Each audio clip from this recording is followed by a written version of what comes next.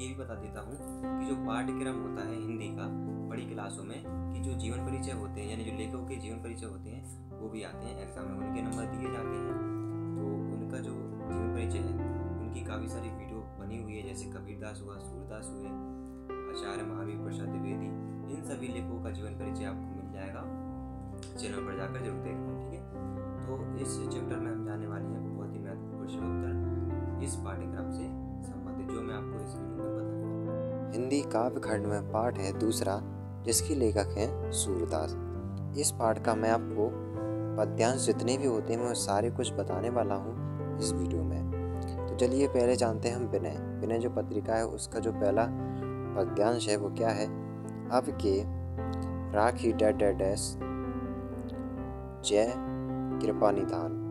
ये आपको किताब से मैच करना है, उसके बाद फिर हम कंटिन्यू करेंगे, ठीक है। तो देखिए सबसे पहले संदर्भ आप बुक सामने रख लें अपनी हिंदी की। तो प्रस्तुत पद्यांश हमारी पाठ्य पुस्तक, यहाँ पर जो पुस्तिका है पुस्तकिया की जगह यहाँ पर लिख दें पुस्तक। पुस्तक कायांजलि में संकलित सूरदास द्वारा रचित विनय शीर्षक से लिया गया है। अब इसका प्रसंग में प्रस्तुत पद्यांश में सूरदास जी अपने आराध्याय श्री कृष्ण को अत्यधिक कृपालु बताते हुए उनसे अपने उदारता की प्रार्थना करते हैं, क्योंकि वे अत्यंत विकट परिस्थितियों में भी भक्तों को तुरंत रक्षा करते हैं। कौन? श्री कृष्ण जी। अब देखते हैं व्याख्या। सूरदास जी कहते हैं कि भगवान से प्रार्थना करते हैं कि हे भगवान इस बार बचा लीजिए। तो कैसी स्थिति में है देखिए, अब मेरी रक्षा कीजिए। मैं संसार रूपी वृक्ष पर बैठा एक अनाथ पक्षी हूँ और नीचे से माया रूपी शिकारी ने मेरे ऊपर बाण, यहाँ पर ये लगा ना सात की जगह यहाँ पर लिख लीजिए शाद, धा से बना लीजिए, धा से शाद रखा है, ठीक है। शाद रखा है, उसके डर से मैं भागना चाहता हूँ तो मेरे ऊपर झपट पड़ने के लिए अहंकारी रूपी एवं विषय वासना रूपी बाज मंडरा रहा है। मेरे लिए दोनों स्थितियों दुखदायी है। इन दोनों स्थितियों से मुझे आपके सिवाय कौन उधार सकता है? मतलब कि कौन उदारता, यहाँ पर उधार लगाना, ये इसको लिए उदारता कर सकता है। इसी समय जीवात्मा रूपी पक्षी ने हृदय में भगवान श्री कृष्ण का स्मरण किया, यानी प्रार्थना की। भगवान का स्मरण करते ही माया रूपी शिकारी को ज्ञान रूपी सर्प ने इस प्रकार डस लिया। जो मैं लैंग्वेज बोल रहा हूँ वो आपको लिखना है, ठीक है। इसमें थोड़ा मिस्टेक भी है। सर्प ने इस तरह शिकारी को काटा या डसा जिससे मायावी रूपी शिकारी के हाथ से धनुष पर चढ़ा बाण छूट गया, जो जाकर बाज को लगा। यहाँ पर लिखा है बात नहीं है, यहाँ पर है बाज, जो मंडरा रहा था उसके ऊपर बाज को लगा। इस प्रकार भगवान ने उस जीवात्मा रूपी पक्षी को दोनों दुखों से बचा लिया, अर्थात दुखी ज्ञान के द्वारा मोह माया एवं छल कपट रूपी मन के विचार नष्ट हो गए। सूरदास जी दया के भंडार भगवान श्री कृष्ण की जय जयकार करते हैं। तो आपने देखा, जब हम भगवान श्री कृष्ण को स्मरण करते हैं अपने जब दुख के समय, जब हमें दोनों तरफ परेशानियां रहती हैं, तो इस समय जो है हमारी जो भगवान श्री कृष्ण है वो किस तरीके से अपने भक्त की सहायता करते हैं। अब देखिए काव्य सौंदर्य में भाषा हो जाएगी ब्रज और शैली हो जाएगी मुक्तक, छंद हो जाएगा इसमें ज्ञापद, अलंकार इसमें अनुक्ति, कौमा संगरूपक, कौमा रूपक और अतिशयोक्ति एवं पूर्ण व्युक्ति, प्रकाश। ये अलंकार हैं, काफ़ी सारे हैं इसमें। गुण इसमें प्रसाद हो जाएगा, सब शक्ति लक्षणा एवं व्यंजना। तो ये इसका हो जाएगा काव्य सौंदर्य, जो कि आप नोट कर लें इसको। ठीक है, अब जानते हैं हम अगला जो एग्जाम में आता है, वो मैं आपको बता रहा हूँ इसमें। ठीक है, होते तो काफ़ी सारे हैं, है ना। तो दूसरा देखिए, मेरो मन डैश कौन दुहावे। तो संदर्भ जो इसमें मैंने आपको शुरुआत में ही बता दिया है, वही हो जाएगा। बार बार लिखने की आवश्यकता नहीं है अगर आप लिख रहे हैं अपनी बुक में, नोटबुक में। प्रसंग ये तो लिखना पड़ेगा। प्रस्तुत पद में कवि ईश्वर के प्रति अपने प्रेम का चित्रण करते हैं तथा प्रचलित बहुदेववाद को व्यर्थ को मनाता है। अब देखिए, इसको हम व्याख्या जानते हैं, फिर समझेंगे। कवि का कहना है कि हे भगवान, मेरा मन आपको छोड़ कर कहीं और कैसे सुख पा सकता है। मेरी दशा ठीक उस जहाज के पक्षी की तरह है जो समुद्र में जहाज से उड़कर कहीं और जाना तो चाहता है, किंतु फिर कहीं सहारा ना पाकर उसी जहाज पर आ जाता है। जैसा कि आपने समुद्र में देखा, तो समुद्र की एकदम बीचों बीच आसपास केवल पानी ही पानी, पानी ही पानी, उस तरीके से बता रहे हैं। मेरा मन भी इस संसार रूपी सागर में ईश्वर के अलावा कहीं और सुख नहीं पा सकता।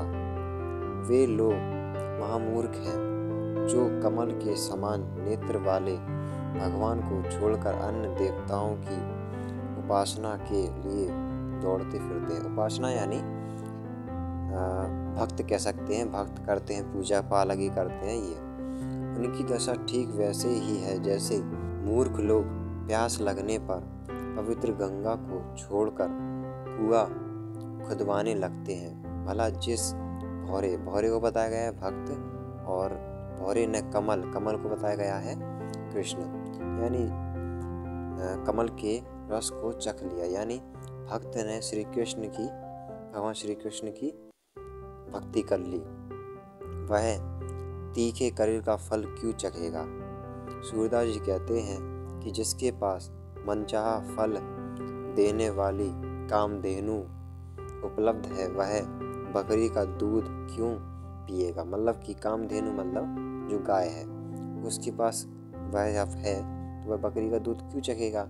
तो ऐसे फल का बताया गया है, जिसके पास जो कृष्ण की भक्ति कर लेता है तो वह क्यों किसी और की भक्ति करेगा, और भी देवता हुए।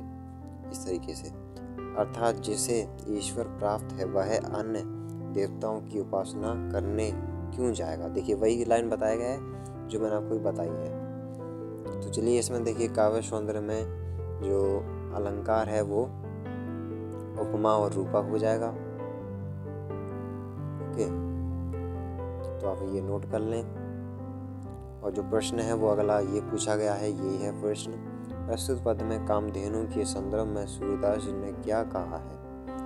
तो कामधेनु क्या है, देखिए, जिसके पास मनचाहा फल देने वाली देवताओं को प्राप्त कामधेनु गाय, वह बकरी का दूध क्यों पिएगा। अर्थात इसका मतलब ये है कि जिसे ईश्वर प्राप्त है वह अन्य देवताओं की भक्ति क्यों करेगा।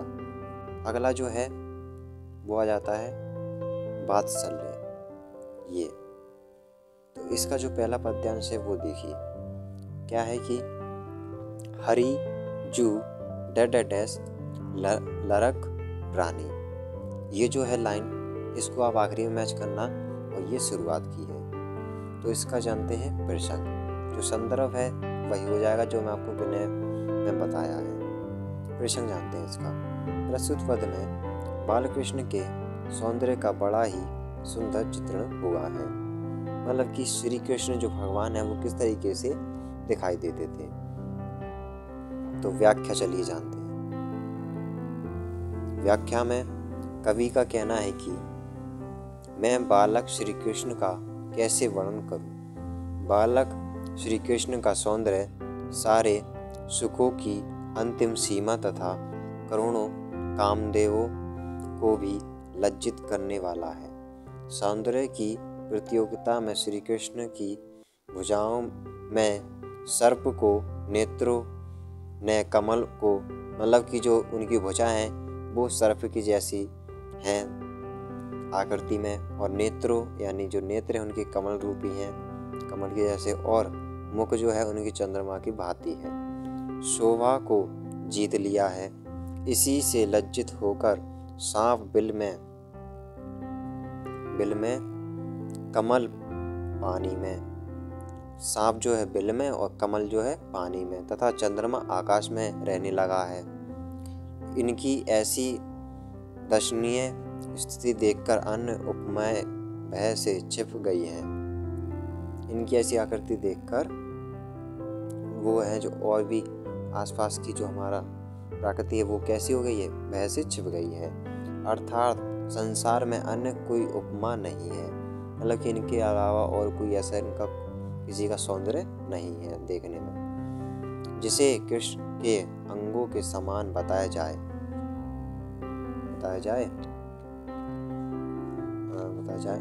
बालक श्री कृष्ण के केश काले हैं और शरीर उनका कोमल, जो अनेक आभूषणों से सुसज्जित होकर ऐसा प्रतीत होता है, मतलब जो आभूषण है वो पहने हुए हैं और उनका जो शरीर है मतलब जो देखने में ऐसा प्रतीत होते हैं, ऐसा देखते हुए लगते हैं मानो हर श्रृंगार रूपी छोटे पौधे बालक कृष्ण के शरीर पर आभूषणों में सजे हों। मणियों से जड़े आंगन में बालक कृष्ण के हाथ पैर कमल के समान दिखाई देते हैं।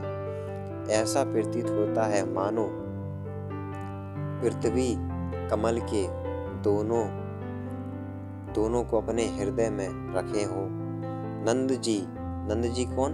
श्री कृष्ण के पिताश्री की पत्नी यशोदा यानी उनकी माता यशोदा बालक कृष्ण के ऐसे सौंदर्य का दर्शन करके अपने पूर्व जन्म के पुष्प फल का अनुभव यहाँ से है और अनुभव करती हैं। उनके हृदय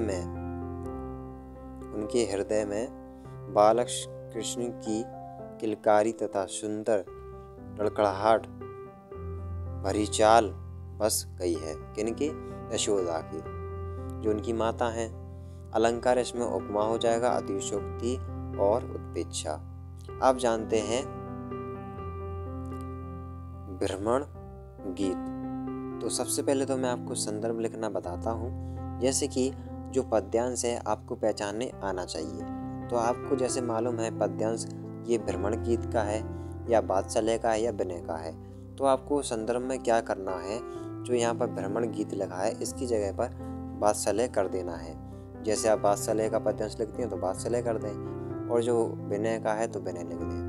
बस ये आपको चेंजेस करना है, जैसे कि आपको पहचानना आना चाहिए पद्यांश का। तो उसी के अकॉर्डिंग आपको यहाँ पर ये जोड़ देना है सब। जैसे ये जो पद्यांश है भ्रमण गीत का है, तो यहाँ पर आ गया संदर्भ में भ्रमण गीत कि इससे ये लिया गया है ना। तो देखिए संदर्भ में क्या है, प्रस्तुत पद हमारी पाठ्य पुस्तक से कायांजलि में संकलित एवं सूरदास द्वारा रचित है। जो लिया गया है भ्रमण गीत से, क्या लिया गया है, ये पद्यांश। ठीक है, चलिए अब जानते हैं इसका संदर्भ तो हम जान लिया, प्रसंग जान लेते हैं। गोपियों को ज्ञान एवं योग का संदेश देने गए उद्धव जब स्वयं ही प्रेम एवं भक्ति के रंग कर ब्रज से मथुरा पहुंचे, तो इनकी बात सुनकर श्री कृष्ण को भी ब्रज की याद सताने लगी। अब देखिए व्याख्या। प्रस्तुत पंक्तियों में श्री कृष्ण कहते हैं कि हे उद्धव, मुझे भी ब्रज की यादें भुलाई नहीं, मतलब भूलती नहीं है। जो उनकी जो ब्रज है जहाँ पर वो रहा करते थे वो भुलाई नहीं जाती हैं। मैं अनेक उपायों से ब्रज को भुलाने का प्रयत्न करता हूँ, किंतु ब्रज को भूल नहीं पाता। यमुना का सुंदर किनारा जहाँ पर वो जाया करते थे नहाने के लिए, और फिर अपनी जो गाय हैं उनको भी चराने के लिए वहीं बैठा करते थे। किनारा, कुंजों की अलौकिक छाँव, मतलब कुंजों को बताया गया है, वहाँ पेड़ है, पेड़ है तो उसको कुंजों कहा गया है। पेड़ की अलौकिक छाँव, वहीं गाय, अनेक बच्चे, दूध धोने की मटकी और गौशाला में गाय का दूध निकालने के लिए जाना मुझसे भुलाया नहीं जाता। ये सब क्या है, भुलाया नहीं जाता उन पर श्री कृष्ण में। बचपन में हम ग्वाल बाल मिलकर कोलाहल करते थे, मतलब कि इसमें जो आया ना शब्द कोलाहल, यानी खेल कूद या कह सकते हैं, है ना, कोलाहल करते थे और बाहों में बाहें डालकर नृत्य करते हुए तरह तरह से मनोरंजन करते थे। यह मथुरा स्वर्णिम नगरी है। स्वर्णिम मतलब कि जहाँ पर धन दौलत की कोई कमी नहीं है।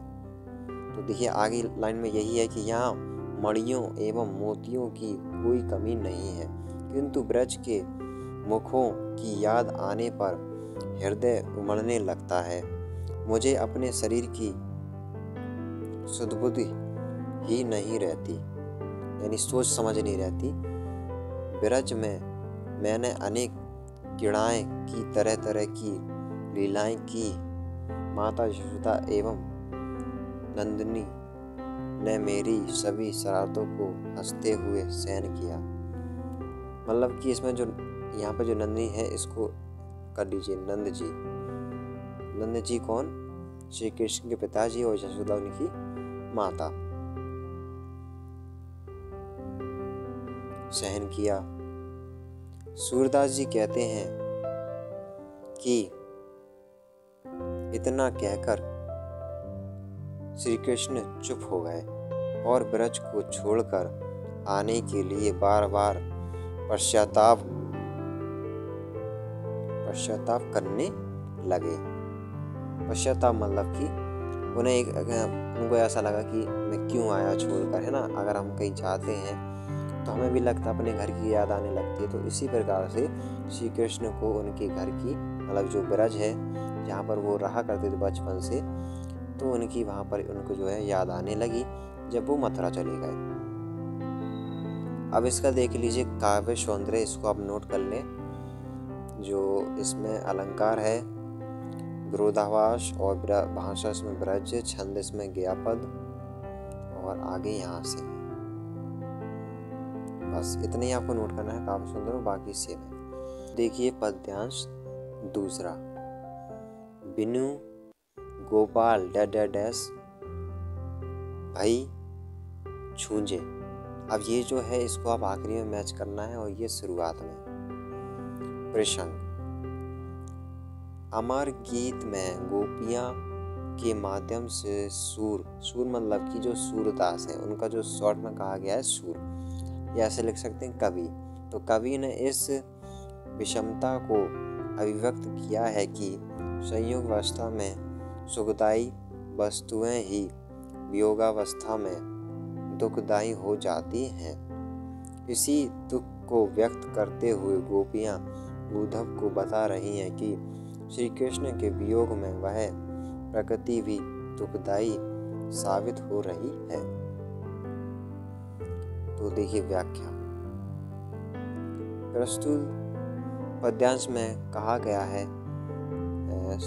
सूरदास जी का कहना है कि गोपियां उद्धव से कहती हैं, श्री कृष्ण के बिना ये कुंजे हमें शत्रु के समान प्रतीत होने लगती है। कुंजे कौन? मैंने आपको बताया था, पेड़ जो है वो। कृष्ण के समीप होने पर यहाँ की लताएं हमें शीलता प्रदान करती थी, किंतु कृष्ण के अभाव में यहाँ सभी अग्नि की विषम ज्वालाओं के समान प्रतीत होती है। तो जब कृष्ण रहा करते थे तब उन्हें अच्छी लगती थी, और जब कृष्ण चले गए मथुरा तो फिर उन्हें अग्नि की विषम ज्वाला, जो लपटें होती ना, उस तरीके की लग रही है। जैसे हम आग के बगल में खड़े हो जाएं तो हमें लपटें सी लगती हैं गरम गरम, उस तरह का। अगला प्रश्न, गोपियाँ ऊधो से क्या संदेशा भेजने को कह रही हैं। तो ऊधो तुम, मतलब कि इसमें गोपियाँ ऊधो से संदेशा भेजने को कह रही हैं कि ऊधो तुम कृष्ण से जाकर कहना कि उनके वियोग में कामदेव ने प्रेम रूपी तीर मारकर हमें घायल कर दिया है और कृष्ण के आने की प्रतीक्षा में उनका मार्ग देखते देखते नेत्र व्याकुल हो गए हैं। ठीक है, तो ये एक उदाहरण देकर बताया गया है, व्यक्त किया है अपनी बात को, है ना, कि हमारी जो नेत्र हैं आपको देखने के लिए तरस गई हैं। किसको? श्री कृष्ण को। अगला प्रश्न, श्री कृष्ण की उपस्थिति में लताएं कैसी लगती और अब वह कैसी लगती? जो मैं आपको बता दिया है, आखिरी जो लाइन बताई मैंने वही है इसका आंसर, ये है, नोट कर लें इसको भी। अब देखिए तीसरा पद्यांश क्या है? लरिकाई को डैश। अब जो मैंने यहाँ पर है आखिरी शब्द नहीं लिखा है, तो आपको वो मैच कर लेना है शुरुआत से, ठीक है। व्याख्या में क्या होगा कि प्रस्तुत पद्यांश में गोपियाँ उद्धव जी से कह रही हैं कि हे उद्धव, श्री कृष्ण से हमारा प्रेम अत्यंत पुराना है, हम उनके प्रेम को कभी भुला नहीं सकते। हम कृष्ण के कमल रूपी चरणों की सौगंध खाकर कहते हैं कि तुम्हारे द्वारा दिया गया निर्गुण ज्ञान का संदेश हमें विदा के समान प्रतीत हो रहा है। हम कृष्ण के मन को लुभावने वाली उस मूरत को एक क्षण के लिए भी भुला नहीं सकते। सोते जागते उनकी मूरत किसकी? श्री कृष्ण की हमारे नेत्र में ही समाई रहती है ना। तो ये व्यक्त करती हैं, बताती हैं किसको? उद्धव को। अब इसका काव्य सौंदर्य, तो अलंकार इसमें रूपक हो जाएगा और भाषा इसमें ब्रज हो जाएगी। अब देखिए अगला पद्यांश 4, नीसी दिन डैश काहे विसारे। इसको आप मैच करना है, ये शब्द को आखिरी में और इसको पहले। व्याख्या, जैसे कि अब मैं प्रसंग नहीं लगा तो संदर्भ तो मैं आपको बता दिया किस तरीके से लिखते हैं। जो प्रसंग है वो आपको, इसके जो पहले मैं आपको बताया है वो आपको नोट करना है। अब देखिए व्याख्या, गोपियाँ उद्धव से कहती हैं कि हे उद्धव, जब से कृष्ण मथुरा गए हैं तब से कृष्ण के वियोग के कारण हमारे नेत्रों से दिन रात अश्रु बहते रहते हैं, यानी आंसू बहते रहते हैं। ऐसा लगता है कि कृष्ण के वियोग में बढ़ते हुए आंसू के कारण हम पर सदैव वर्षा ऋतु छाई गई है।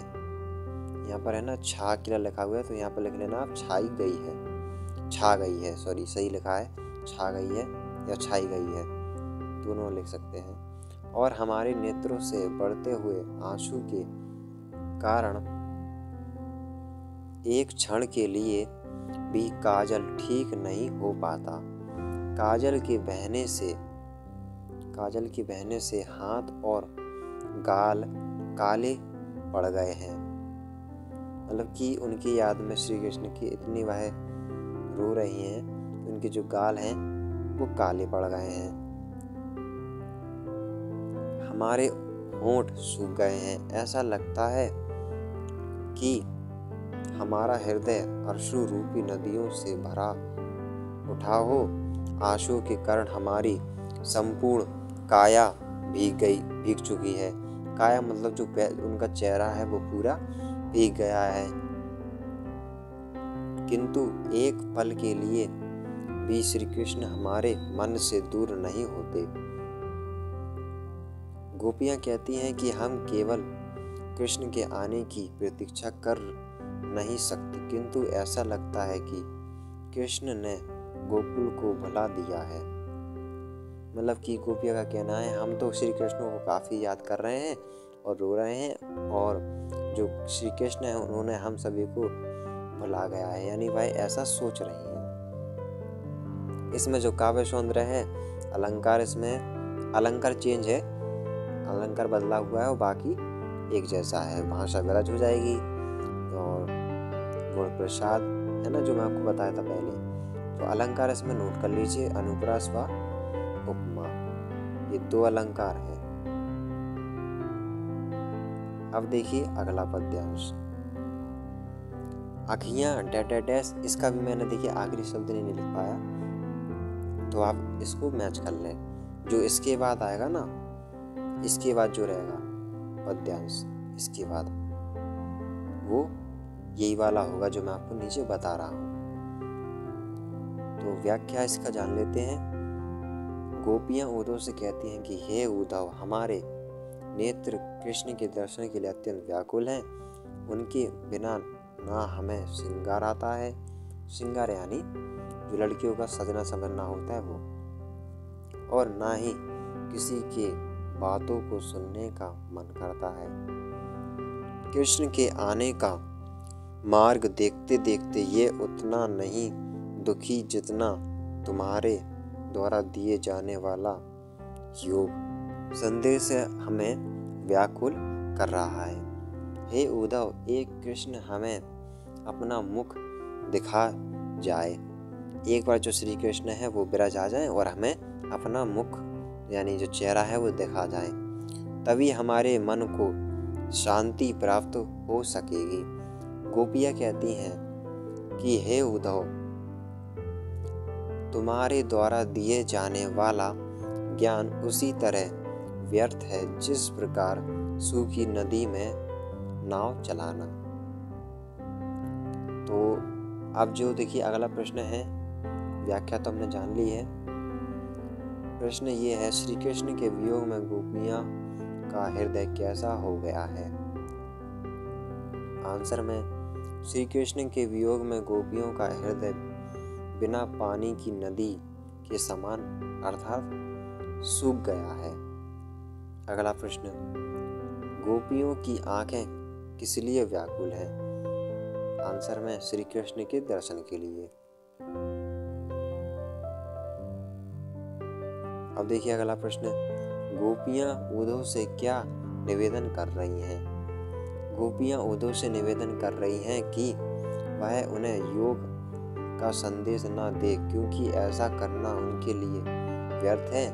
उनका हृदय कृष्ण के वियोग में पूर्णतः सूख गया है। अब उसमें किसी भी प्रकार के ज्ञान को समावेश संभव नहीं है। मतलब कि गोपिया का कहना है कि अब तुम हमें श्री कृष्ण के बारे में कुछ नहीं बताओ, बस हमें तो बस केवल एक बार उनके दर्शन करना है, हमें कुछ भी बात नहीं सुनना है तुम्हारी, किसकी? उद्धव की, जो भी उसको बता रहा है यानी गोपियों को समझा रहा है। अब जो इस पाठ का जो मैंने आपको बता दिए हैं जितने भी पद्यांश है उनको आप अच्छी तरह नोट कर लें।